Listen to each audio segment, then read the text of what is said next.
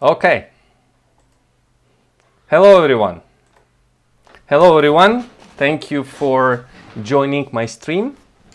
Yes, I am live on Twitch and I am live on YouTube. Very good. Okay. And I am live on YouTube. Okay, hold on. Why am I okay? Quiet. That's my computer telling me that I'm live. Thank you for joining. Today's video would be about the games that I like the most from the Nation Cup. I hope you can see me well and you can hear me well. Hold on a second. Something on my camera. Apologies for technical difficulties. And let me know if everything is okay with the transmission. All right.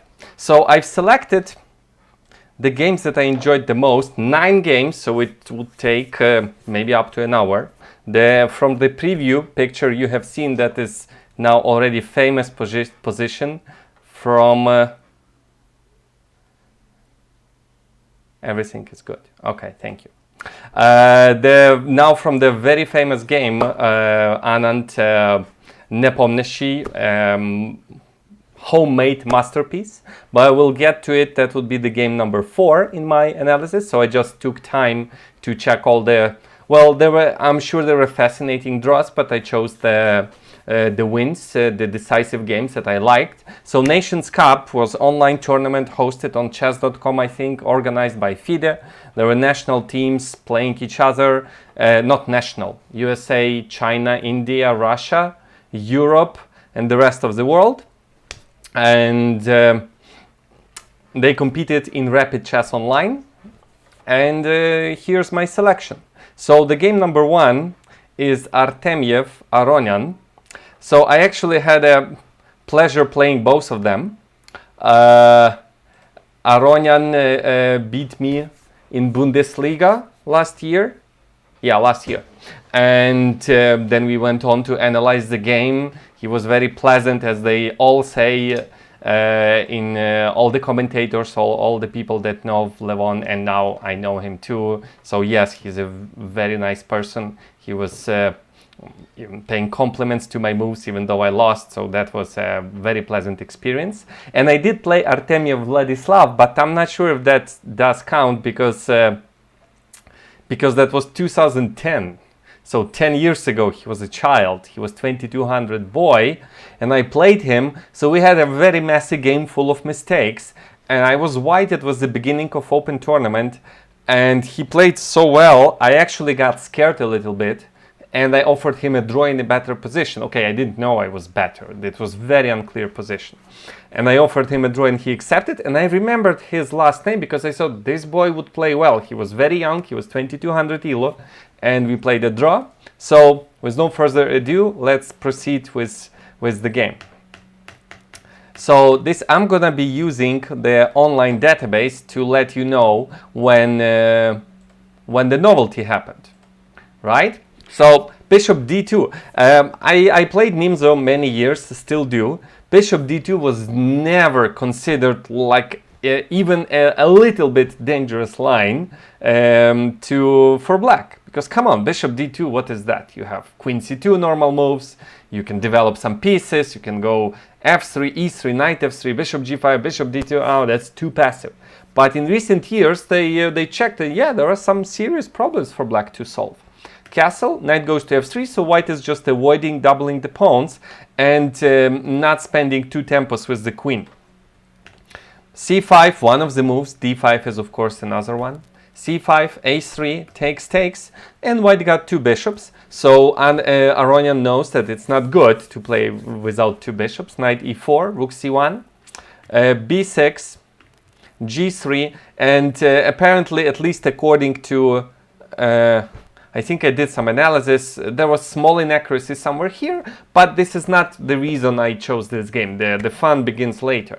So white is simply developing pieces. Bishop G2, black takes the bishop, takes, and we're in the area with almost no strong players playing this one. Takes, queen takes, of course.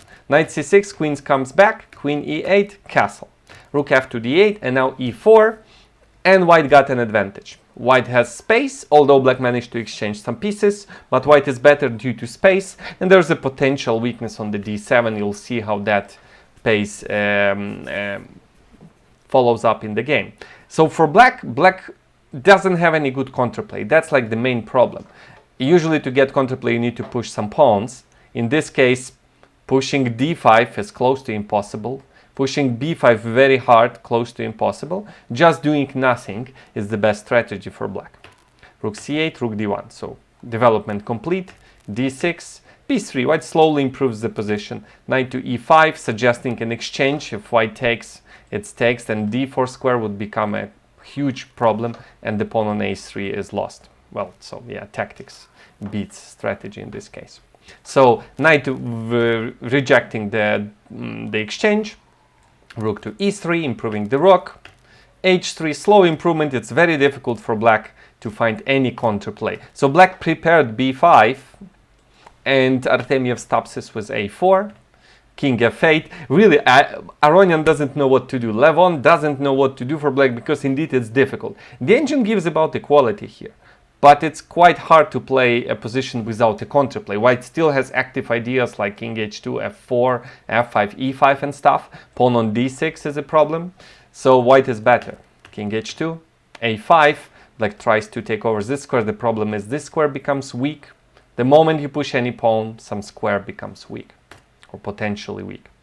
Queen to e2, rook d3. Black managed to change some pawns, some pieces, but now there's enormous problem here, and now but black can hold it. Now white needs to create another weakness on the king side.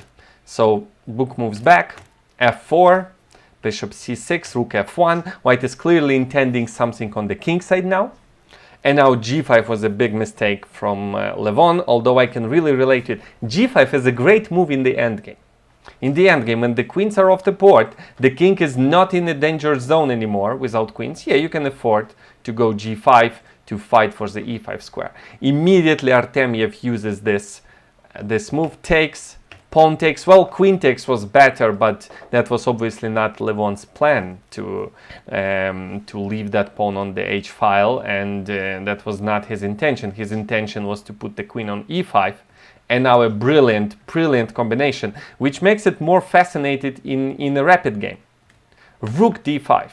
So if you look at this position, and I'm gonna promote a little bit my course on tactics that I created for the platform Udemy. The course is about seeing tactics and why did tactics appear in a particular position. So if you want to understand, it's called Understanding Chess Tactics. This is not for very strong players. I would say, let's say below 2000. One can find the benefit from that course. You can check the description. I think I put the description. Yes, I did. Yes, I did. So here I'm gonna explain, using what I'm teaching in that course, why did white have a combination here. So sign number one is undefended pieces. There are no undefended pieces in this position. However, black has a problem. Black has semi-protected pieces. Semi-protected piece is a piece that is attacked once, for example here, and defended once. Attacked once and defended once. These are loose pieces, very loose pieces. So that's another sign. Another sign is king is vulnerable to checks. It's vulnerable on this diagonal, it's vulnerable here. Well, it's because it's not castled and it's in the middle of the board. It's always vulnerable there. So, and now once you clarified all the problems, consider forcing moves. So what forcing moves do white have? Well, not ridiculous forcing moves, good looking forcing moves. Well, you can attack the pawn, maybe like this. You can try e5, you know, opening this bishop and attacking the pawn. By the way, another good move for white here, I think, because if queen takes, I take the bishop. If you take the bishop, I take on g5 first. So black would also have problems after e5. If d5, it's queen g5. Now king is in huge trouble. And so you consider forcing moves. This is good looking forcing move. This and the one that Artemiev played. Rook to d5. Just putting a rook right next to the queen, cutting off the connection. e takes d5. Well, the game continued. Bishop takes d5, queen g5, c takes d, and white got bishop and the pawn for a rook. Exchange for one pawn. The attack is overwhelming. The king is alone. Well, e takes d5 maybe was a little bit more accurate. Then the bishop maybe can join the attack like this. Black's queen is out of play. White is winning. So why didn't he take with the pawn? You know, why would you give up the bishop if you can take with the pawn? The answer is queen takes g5 comes with a check. And what should black do now? Well, you cannot go forward, it's mate, so king goes back. Another check, where do you go? If you want to hide in the corner after rook f4, the mate is basically inevitable. Rook g4, rook h4 is coming. So you have to stay in the center. So I force you to your e7 square. I go to h4, that's like one of the lines that is winning. King goes to f8, so queen improved, and now e takes d5. And white has two pawns for a rook. That bishop is hanging, so if I take, that would be completely losing. So if bishop moves, now check, and e-file opened, and mate to follow on next move. So that's a brilliant combination by Artemiev. Again, why did it happen? Because black, so in this position, black has like maybe one minor issue. The pawn on g7 is unprotected. So maybe white can attack it at some point in the future. With g5, black created multiple problems in his position. So that was a strategically sound decision, but it failed tactically. For example, with rook d5. And the game continued. Bishop takes, queen check, c takes d5, rook e7 to create at least a pass to run away for the king. e5, another brilliant move that the bishop is now in the attack. And, well, I'm not sure even whether to proceed, because if you take, I take here. You cannot take because I take the rook, which was undefended. This pawn is pinned. This is completely winning position for white. And so the game continued. Rook c8, but, well, it's just postponing the inevitable. Now, rook is slowly coming. There were other winning lines, but rook is coming. Now, okay, that's it. White won material. Took the queen and started collecting the material that was just lying around. So, not much to discuss here anymore. Brilliant play by Vladislav. Next game. Let's see. Yes, that's fine. Anish Giri, Giri. I also had the pleasure playing those two super grandmasters in recent years. With Anish Giri, we played in 2015 Qatar Masters. 2015 Qatar Masters. And he crushed me in 19 moves. Please don't look it up. Don't look up my game against Giri. It was a horrible loss. He just crushed me. I played Caro-Kann with black, a dubious sideline, and he sacrificed material for development. Yeah, I'm just kidding. Go check it out. Giri Oleksiyenko. You can learn from that game what to not do with black, and how to punish your opponent for taking poison pawns. Mohammed is asking, how can I find the best move in complex situations? You're asking very tough questions. Like, how do you beat Magnus Carlsen in a match? I don't know. It's very difficult. There's no like one simple answer to a question like that. It depends on the position. You definitely need to calculate a lot. You have to have some background, the understanding of pawn structure, strategy. Mostly complex positions. Usually people refer to complex position when there's lots of calculation. It's not meaning complex positional. So usually you just calculate a lot and improve your calculation, but not with stupid puzzle rush on chess.com. Difficult calculation where you have to like sit there for 10 minutes or 15 minutes, 15 maybe too much, 10 minutes, figuring out what is going on in front of you. All right, and Giri, I played him last year in, I forgot the name of the tournament. There was $50,000 tournament in China, first prize, and we played in third round. We both had 1.5 out of 2, and I got a winning position I got advantage out of the opening.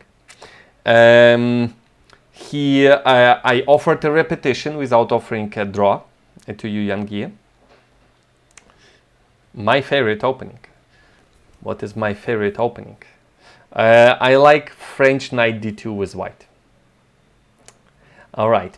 So my game with Yu Yangi, you can also find it in the database. I got great position out of the opening. He went for the line where I have lots of good results, and I think I never lost a game, and I analyzed it quite deeply, and I got good position. He went on to play for a win. 2 moves later, he offers me a draw, but his position is already terrible. I get a winning position, but then slowly I cannot convert, and the position is equal, and then in equal position I try to force things and I lose. And then I offer a draw, he rejects the draw, and then I lose in a few moves. And then he goes ahead to share the first prize of that tournament, and then he went on to, like, he had a fantastic jump by rating. He was even in, semi-final of World Cup. So if he won in semi-final, he would be one of the candidates, Yu Yangi, the same year when I was so close to beating him. Okay, so Oh, 13 is asking sometimes that I refer to theoretical draw. Where can one read about such terminology? Theoretical draw, this is a position that you can find in many books on the endgame, like Averbach book, like 100 endgames you must know book, Dvoretsky book, a well-known positions where a person knows exactly how to make a draw. So you don't really have to calculate anymore, or you know exactly what to do. What would be a good opening for black? That's a very vague question. I don't have an answer to that one. You have to be more specific. All right, let's continue. Petrov, very solid opening. So we're again in okay, hold on, this bishop f5, yeah, I remember that one. Usually they move the knight back or play d5. Bishop f5 is a very rare move played by Yu Yangi. Castle, rook e1, d5, and then transpose to this position. Knight d2, knight d6. There were many games with, not many games, so hold on a second here. Knight f1. Yeah, this position looks very symmetrical. Knight g3 was, or bishop f4 was played in most of the games. So Giri decided just to simplify. Maybe he was not prepared for this particular line. And so he took, and we're in the new territory. So this is actually quite a boring position. Black is solid, has no weaknesses, but white is putting pressure a little bit because very often this knight has no good place to go. White is doubling rooks, taking over the open file, but there are no penetration squares. The rook cannot go here, so black is very fine. Like very often the moves like queen b5 has the problem here, but obviously the bishop is hanging now, so white has to react. And now knight takes, taking this square, and black is doing very fine. I think the engine suggested like move the bishop away or something, and claiming that white is better, but all of these positions are very close to equal. Very close to equal. I'm guessing Origami Plains is asking if white plays d5, meaning 1 d4. Again, to wake, it depends on your style, it depends on your strong sides, your weaknesses. Can you memorize lots of variations? Are you good in open positions? Are you good in closed positions? Too many factors to include to give a simple yes or no question, yes or no answer. So takes, knight e5, boring equal position. White is trying something, It looks completely safe for white. It looks like white is a little bit better. So white is pushing with rook e6, and after knight e4, so rook e6, attacking here and here. So quite a nasty move. And knight e4, but it looks like, come on, f3 and then f6 is holding.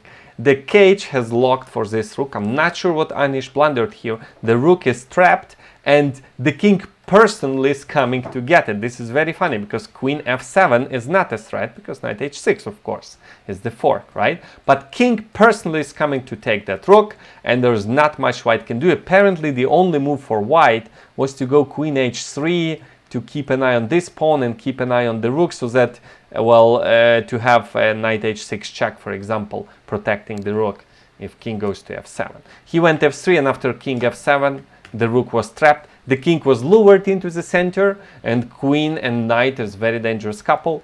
But that was, well, black managed to just protect from all the threats and eventually win the queen's ending. One extra pawn, and black slowly converted, transposing to a winning pawn ending. All right. So, but I like this one, rook e6, knight e4, very surprising. Rook e6 looks so promising. Come on, just, this is weak. I can attack that pawn. What should black do? It's all hanging, and it's a losing move. Next game. Levon Aronian again, and Santosh Vidit. I told my story about Aronian, but I never played Vidit. So again, the opening Aronian chose is just bad Benoni. So usually bishop is going here in Benoni. Now bishop spends extra time to get to this weird diagonal, and you have to be Levon Aronian to make it work. And so now white is developing pieces. Rook, knight is going to g3, Ruy Lopez style. Bishop to g6, and now the only way to justify this bishop is to take the pawn on d4, use the fact that the bishop is undefended, takes, but that was objectively not a good position because that bishop on g6 is a monster. Queen d6, rook e2, knight c5, knight e4 only move, and now apparently a better one was to give up this bishop and play a4, and this knight on c5 would be a monster. d3, knight b3 is in the air, rook will come to d8 and e8 most likely, and white is in huge trouble. Although keeping the bishop also makes a lot of sense, a4 blocks, so white is pawn up, but black is strategically way better. Nice sacrifice. So here there were inaccuracies, so let's just go ahead to the critical position. So actually here black was winning, so Aronian shouldn't play this line in my opinion anymore. Bishop f7 was winning. The rook has only one place to go, rook to c5, and now d3, bingo, that's a pin, and the rook is hanging, and bishop c7 is the only move, because if you play this move, I just go rook c8. If you go bishop e3, I go d2. No, not d2 because hold on a second. What do I do? I take. If you take with the bishop, I go d2 now, distracting the queen, and I take it and I win material. And bishop c7 the only move. Now rook c5, queen a7, surprising backward move. And then d2 is coming. So it was a tough calculation, so Vidit couldn't find it. He played f5, rook c5, and now again d3 was winning. Same pin, it was a win. He didn't see it, but I appreciate that he didn't, because Aronian managed to create a masterpiece. So at first glance it looks that white is worse, because there's a strong passer on d3. But in fact white is better. But this bishop is a monster. It's putting pressure here and stopping d2. So in fact, white is playing for a win with queen e5, bishop e8, and now king personally is coming to block that pawn. Now look at this guy. This is a huge pawn on c2, not a bishop. Bishop b, although black is still very solid, but only white is playing for a win. And now Lev comes up, bishop c2 is the mistake. Brilliant move. So white needs to do something here, and it doesn't seem obvious what to do. You cannot play h4 because the pawn is hanging. Cannot go g5 because queen g5 comes with a check. Maybe it's a draw. No, it is not. Hold your breath for a second. The question from Thomas: how did you manage your time to have a PhD in mathematics and to be a GM in chess? I think this is just wonderful, as I like both math and chess. I also love both math and chess, and I loved mathematics and chess since I was like 5 or 6. So I got help from my mother and father, who are also PhDs, so they helped me take that path in my life. I always knew that I'm going to be grandmaster and a professional chess player or chess coach, but it only made sense to also get a PhD because it was not so difficult for me, because I had a natural talent to mathematics. Both of my parents are mathematicians. All right. His PhD German FIDE Trainer. Yes. Sir, how can I play against AlphaZero? Yeah, AlphaZero is not available. You can play with LC0. There are some bots on Lichess, for example. A friend of mine has a bot. You can search Lichess LC0 bot. It depends on a neural network it's connected to. The strength is different. Playing against actual LC0 wouldn't make sense. You would just get crushed. But there are some bots on Lichess for sure. All right. Brilliant move b4 for white. 8 takes b, otherwise that pawn is coming. And now after a brilliant move backwards, bishop b2, just a few moves ago I said that this bishop is a pawn. Now it's almost literally a pawn. It cannot escape, it cannot move. Maybe black even wishes it was a pawn, because it would give some promotion chances for a chance. And that's it. This pawn is just going and distracting this queen, and white is winning. So black seeks counterplay with h5, g5, h4. The pawn is just going. King g8, the pawn is just going. King h7, the pawn is just going. Now black tries bishop to d1, take my bishop. Tries to go d2, doesn't help. The queen is about to escape with a check, but now takes. King d2, transposing to yet another winning pawn ending. What field in math do you have the PhD? Oh my goodness, it was 8 years ago. It was functional analysis. If you want to be specifics, Hardy-type spaces associated with Heisenberg group, with Schrödinger's representation of Heisenberg group. That was one of the papers that I wrote. A pawn that can promote. Yes, the bishop is the pawn that can promote. Functional analysis, although I actually like probabilities much more, but I didn't go in that field of study. But I haven't done good math in like 8 years, so I already forgetting it. Hardy-type spaces associated with it. In English it's harder. It was Ukrainian. So Hardy-type spaces associated with representations of locally compact groups. Some representations. Sorry, I forgot. If anyone's interested. All right. Next one. Anand Nepo. Here we go. When you play d4 with Nepo, you know it's gonna be Grunfeld. Bishop d2, a sideline. It's a good idea to choose a sideline when you're playing against when you're playing Blitz or Rapid. Usually they check the main ones. So bishop g7. Now let's see what games have been played. MVL, two most relatively recent games on top level, takes. So the idea of this line is to neutralize that strong bishop on g7, because if you take with the pawn on c3, that bishop on g7 is a monster, and white can exchange that bishop. Now, it did take a little bit of time, but the idea is that the king, the long-term idea that actually worked in this game is remove that bishop, weaken. Now this square is weak. Oh my goodness, no, that's a bad move. This square is weak. This square is weak, and potentially f6 is weak. So queen d6 was played in the games. Queen d2, castle, f4. It just transposes, could have been castle. e6, MVL played like this, and all the games were played bishop to c4 up until Vishy Anand and his team came up with a new, relatively obvious idea that is just there in front of you. Bishop c4 was the line, but after b5 takes ed5, black gets counterplay after bishop c4. White lost in important tempo, bishop b7, black gets enough counterplay. Nepo played like this with Tomaszewski 2 years ago, and Vasiela Graf like 2 months ago played a draw with Giri.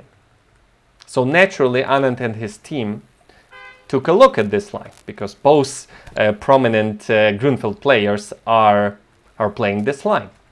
So knight f3, novelty. Okay, but why is it a big deal? E takes d5, bishop c4, so white saved the tempo but didn't win a pawn. Bishop to e6, very logical move. Castle, very logical move. d4, very logical move, and that's it, white is winning. So black played 2 logical moves and white is winning. I deserve 100k views. Thank you. Very often it's not about who deserves it, and it's who puts more work, who gets more lucky. So it's not necessarily about I'm sure there are a lot of other YouTubers that deserve more views. Thank you for pointing that out. When did I become FIDE Trainer? 2015. Yes, f5. The bishop is hanging, f5, bishop takes, e5, and now f6, queen h6, knight g5, that's it. That's a very simple, straightforward attack. So the game continued queen d7 after f6. Nepo just resigned. The better line was queen b6, but it was also losing. f6, knight d7. Black is trying to take this pawn. However, after queen h6, capture. This isn't checkers. Knight goes to g5. Now the rook joins the attack. 4 pieces attacking. Black is lost. The knight cannot move. So the interesting part starts here. For a second, I'm going to move my face a little up so that you can see what the engine has to say in this position. Let's see if it doesn't intervene with my transmission.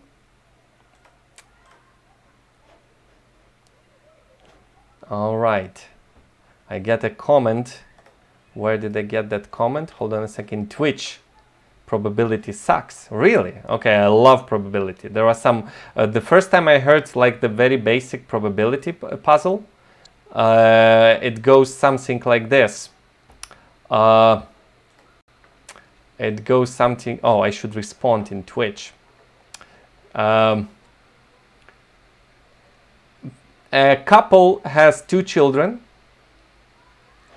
And my stockfish is running. You can see my stockfish running in this position. It doesn't see that f5 is winning.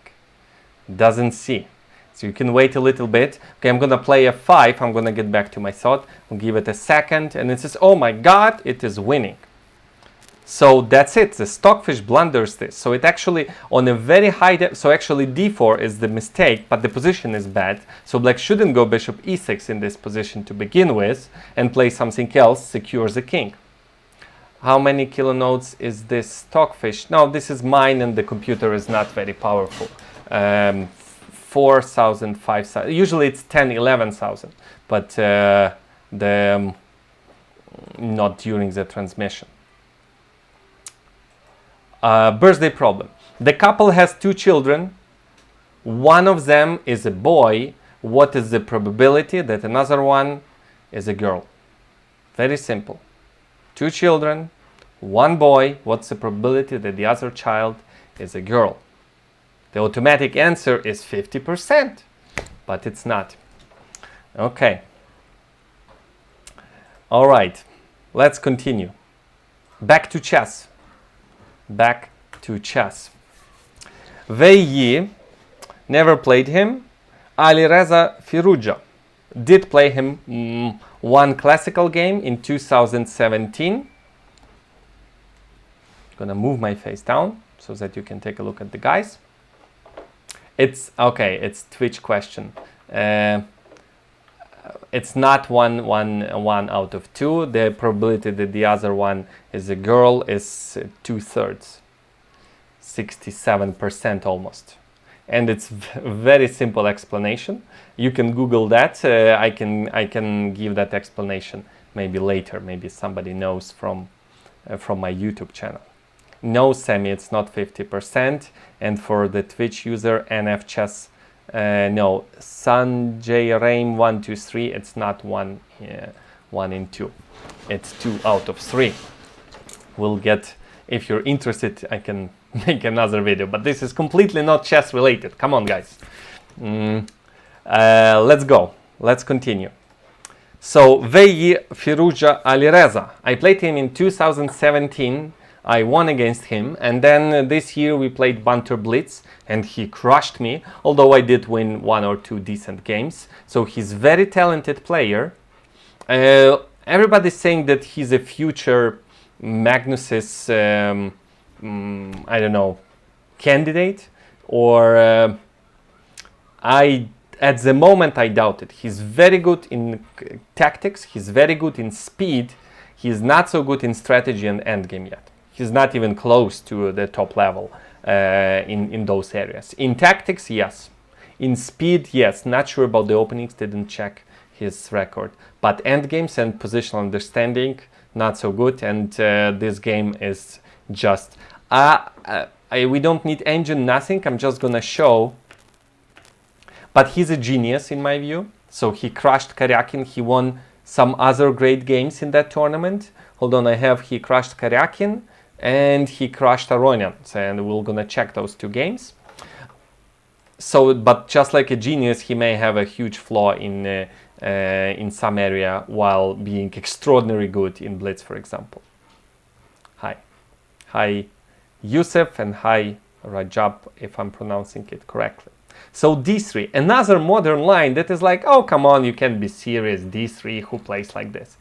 The idea is that we don't want this bishop to be developed to f5, and we're still ready to go e5. If black goes e6, white can go e5, or white can say, I already have a very good version of King's Indian attack, because, well, you didn't put your pawn on c5. How does King's Indian attack work, you know? Like d3, for example, here, right? e6, knight f3, d5, knight bd2, something like that. But if black plays with the e-pawn after d3, we can play King's Indian attack. If black goes g6, we can now switch to e5, close the center. White did lose the tempo, but this is not a good line for black. So naturally, black goes to the endgame, and here Alireza just plays poorly. He just plays poorly. So I'm gonna quickly come back to this two children problem. 2 children, boy and a girl, one boy, what's the probability the other one is a girl? If you have 2 children, you have 4 equally possible possibilities. Sorry for the word confusion. 2 boys, 2 girls, boy and a girl, girl and a boy. 25% each. Equally possible outcomes. If you say, yes, I can see in YouTube, yes. Boy, boy, girl, girl, boy, girl, girl, one. If you have 1 boy, it means you don't have 2 girls option anymore. So you have 3 equally possible options. In one of them, it's 2 boys. In the other 2, there's a girl. That's it. That's why 2/3 of the times. Thank you for clarification. So Twitch users who's watching, you can check my YouTube channel for to find out a really good explanation. There's a next level to this puzzle. If you're interested, I'll tell you it after we finish this game.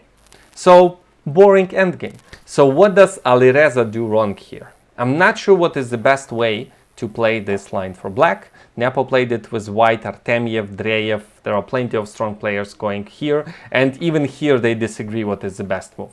You can do pretty much, there's no specific line here, because this is a boring endgame. So there are just multiple setups. White claims some advantage because of the central pawn. That's it. And black is having hard time pushing e5.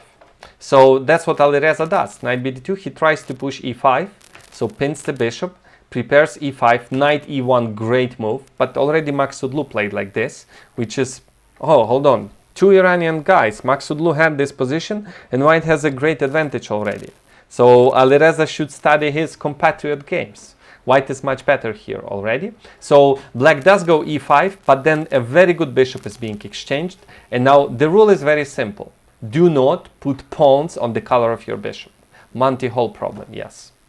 Can I explain Monty Hall problem? I don't remember that one precisely. So the problem, how can, answer to Twitch user. From biological point of view, it's 50% if you have just one child. If you have, it's in the explanation, nobody is doubting the 50%. The devil is in details. The next level to this puzzle is same story. The couple has 2 children. One of them is a boy that was born on Monday. Who cares, right? What is the probability that the other child is a girl? It's not 50%. It's not, you just, this is very hard puzzle, probability puzzle. How many languages do I speak? 3.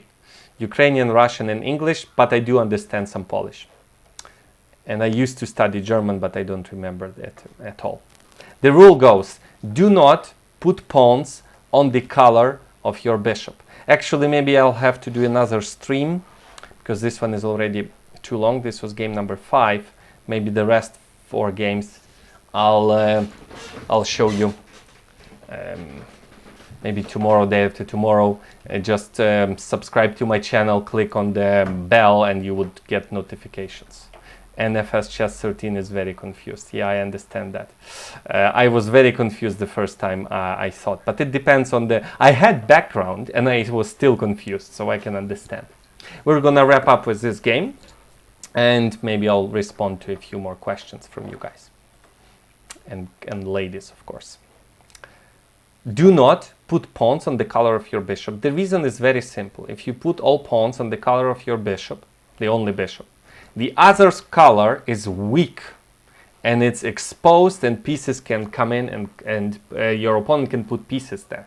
But if you put most of your pawns on the color opposite to your bishop, the bishop can take off, in this case, black squares, pawns will take care of white squares, and you would have no weaknesses. It's too late for this pawn. That's why white is better. This is, by definition, that's a bad bishop, because there's a central pawn blocked in the very center. But check out what Alireza is doing here. I'm guessing he was hoping to build a fortress, but this ain't happening. Too many pieces. So f6 puts another pawn on the color of the bishop. There was no need to do that. h5 is good. Knight comes back. That's the problem. The knight has to go to white is simply developing pieces. Rook to the open file. h4, bad strategical decision.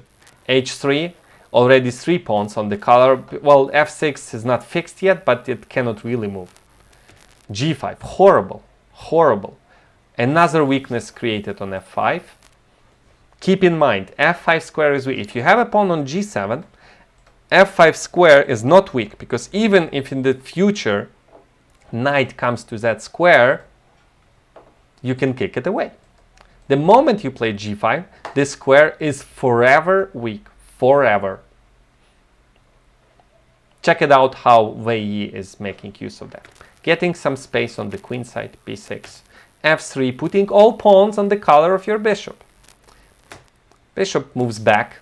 Knight is aiming to the newly created weakness. g5 was not needed at all. Knight d8. Knight has come to f5. If the pawn was on g7, well, h4 pawn would be a problem. But at least g6 would be on the table. I don't know, g6 would be possible to kick away that knight. c5. All pawns on dark squares. This is really bad. This is really bad. The position was bad, but he just makes it even worse. He's a fantastic dynamic player.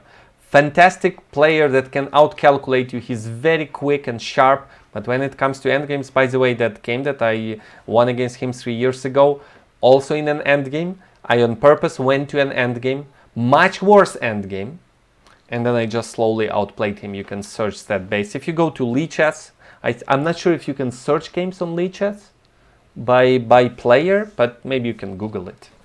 chessgames.com or something.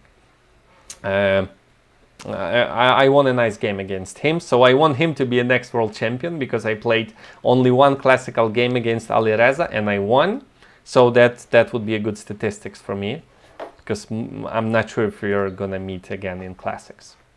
A5, B5, A6, another pawn fixed on the dark square. Pawn comes to white square, otherwise black would do A6. So A6, and now white slowly enters. This is weak square and this is weak square, and white slowly regroups the pieces. White even sacrifices. Black manages to exchange the bad bishop, but since there are so many weak squares, this pawn is weak, this square is weak, all the penetration squares are exposed. King F7, Rook D5, kicking the... Now you cannot protect the because of fork, so knight has to leave. Rook penetrates 7th rank, takes the pawn, and basically the game is over. Well, the last practical chance for Alireza was to give a check and hope for drawing chances in the rook endgame. And but that was still apparently losing, because that rook is way too active. A7 is coming. These pawns are not going anywhere. The king is... If the king was on e6, black would be doing fine, but the king is out of the game. He played b4, hoping for his passed pawn. However, the pawn on b7 is now almost unstoppable. And now it is completely unstoppable. Rook b8, knight d6, knight dominates the field, the king is cut off, the pawn is here, rook is ready to come to a8, a check. Now it's king's duty. So the king in the endgame should be in the center and not here. If king was on e6, black would be fine, this knight would have to go. b3, takes, king personally stops the pawn, rook penetrates, takes the pawn, even exchanging knights, because... And Alireza resigned here, because even if black succeeds in doing this, the pawn ending would be completely lost. Okay, so I would wrap up today's stream. We've ended on 7th of May. I would do another stream in a few days, I would say. Make sure to subscribe to my channel, click on the bell button, check the description of the video if you want to become better at tactics. I welcome you to purchase my course. I think it's like $10 or something. I don't know, Udemy takes charge of the price. And thank you for watching. I hope I answered your questions. Take care. Thank you for watching. I'm Mikhail Oleksiyenko, grandmaster, FIDE trainer, PhD in mathematics. Tell your friends about my channel if you like it. Take good care of yourself and your family. Stay safe, stay healthy. Goodbye.